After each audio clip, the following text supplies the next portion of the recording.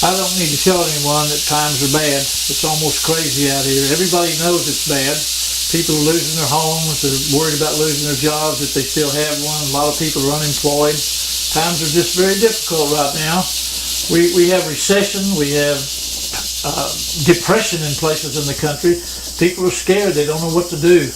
We don't see any plans to get us out of this that make sense. We've had 4 years to try to get out of it, and we're still just totally screwed. The national debt, the tax, the health care program coming down. We can't afford all that, and they're still talking about even more taxes. We have to get the private sector back alive and steaming and smoking like America was designed to do. That's what took us to the most famous, most comfortable, peaceful place to live in all the world's history.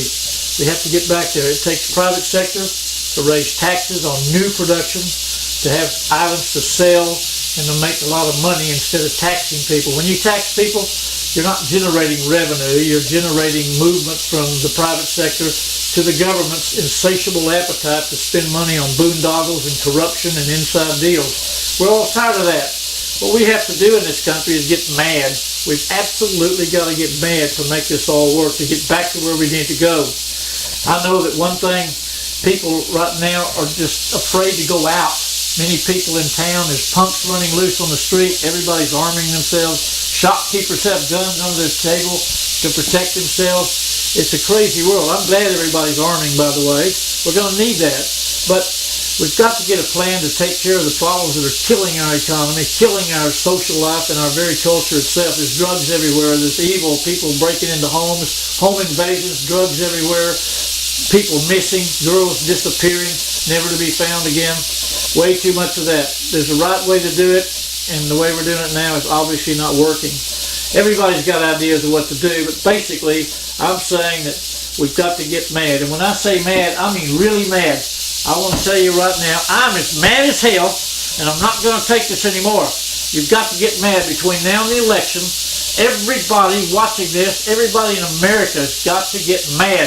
We have to go to the polls. Don't think your vote doesn't count. It counts more than ever in this election. This could be our very last election in the United States that's really free. Once the liberals take up too much space in people and entitlements, we might not ever have another fair election. This is it. America's survival as a nation, as a culture, as a society is on the line in this election. I don't know how to emphasize that more than that. And I put my life on the line because I believe in what I'm saying. These are all rattlesnakes. They're fully loaded with venom. They're all capable of a deadly bite. And I'll prove that in a minute. Not a deadly bite, we hope.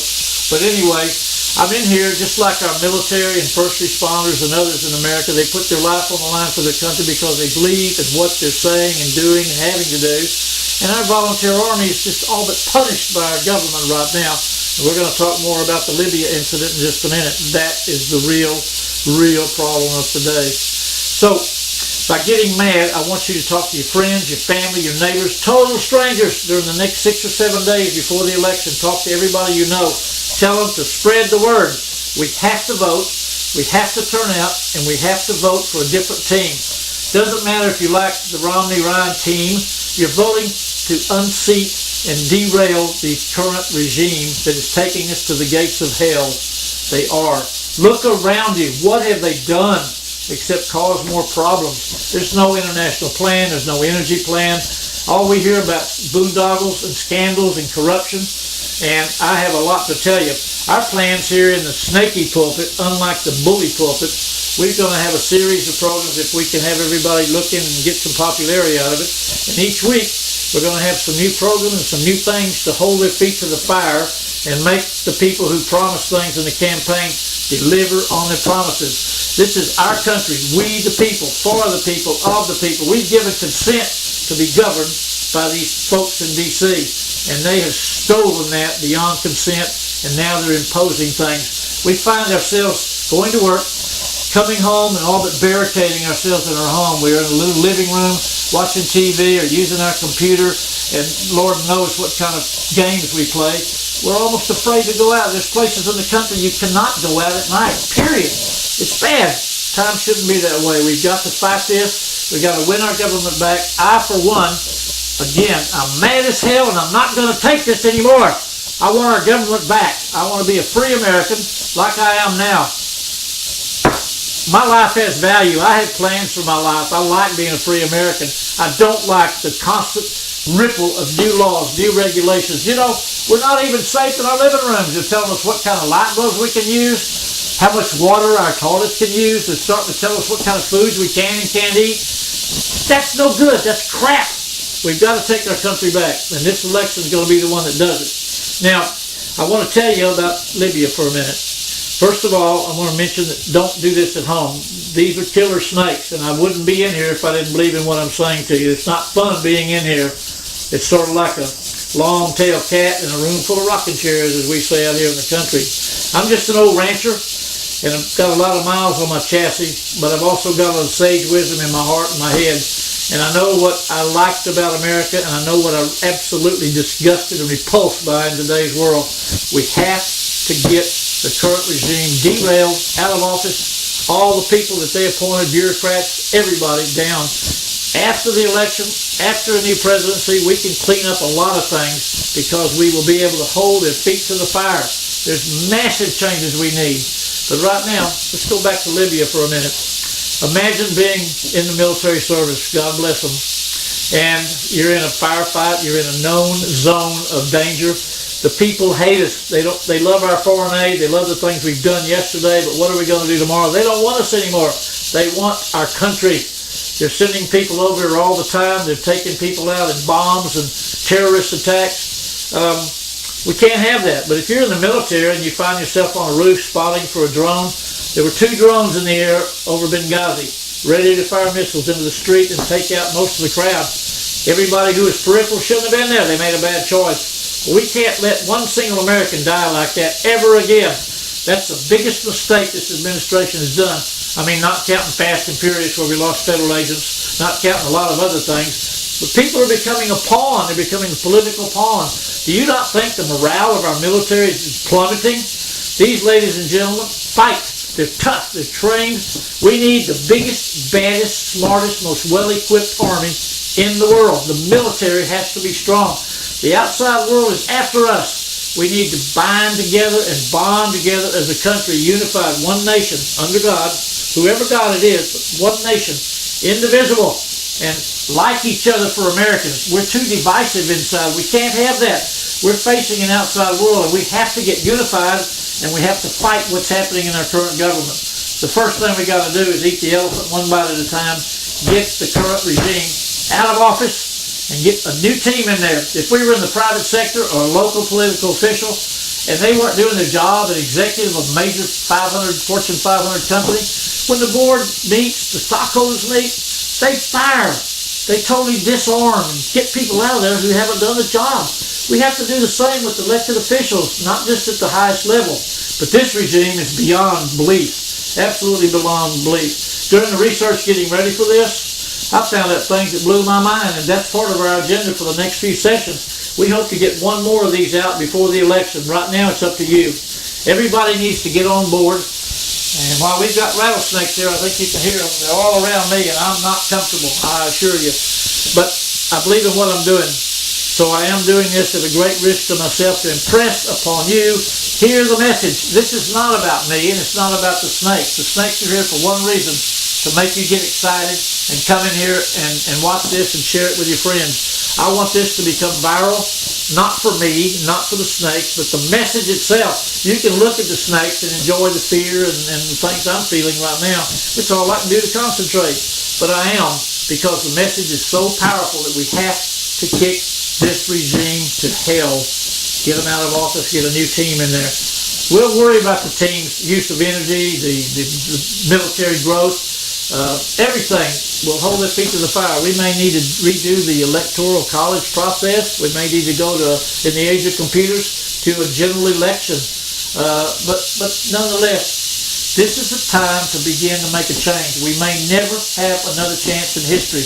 47% of Americans are on some kind of entitlement. When it gets to 51, how many people are going to vote themselves out of something free? That's the high risk point. Very few people would sacrifice something they're getting for nothing from the government.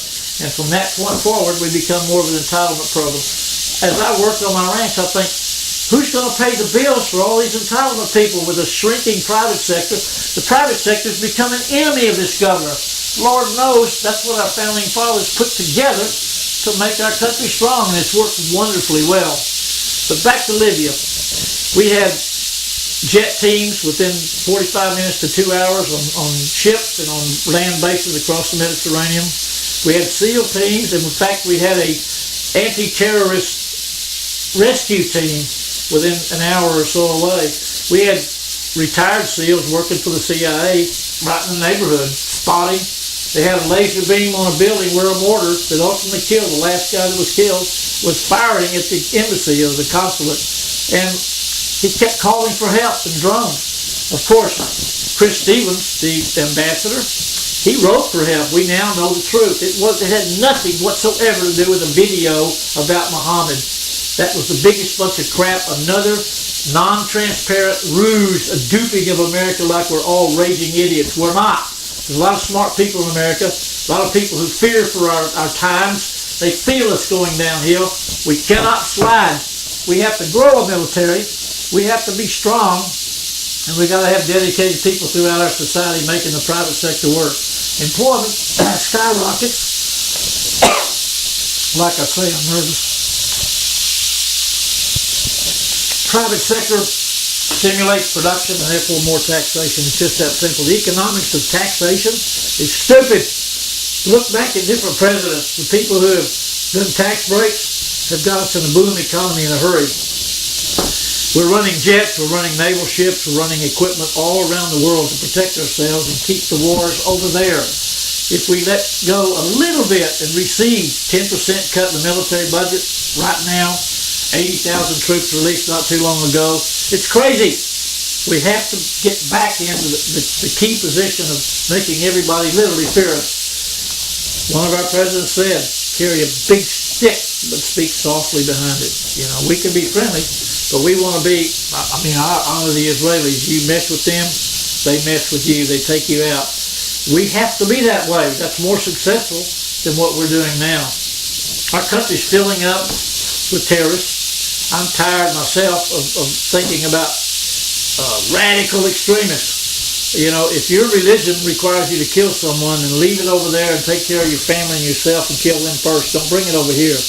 If you are a Muslim or practice Islam, you're welcome in America, but you need to stand up and say, I condemn the terrorists. I condemn my people, those in my religion who feign to be Americans. They're not. Same as I have contempt for people who fail to vote. So many young people, so many people find excuses. They're not up to the issues or the people.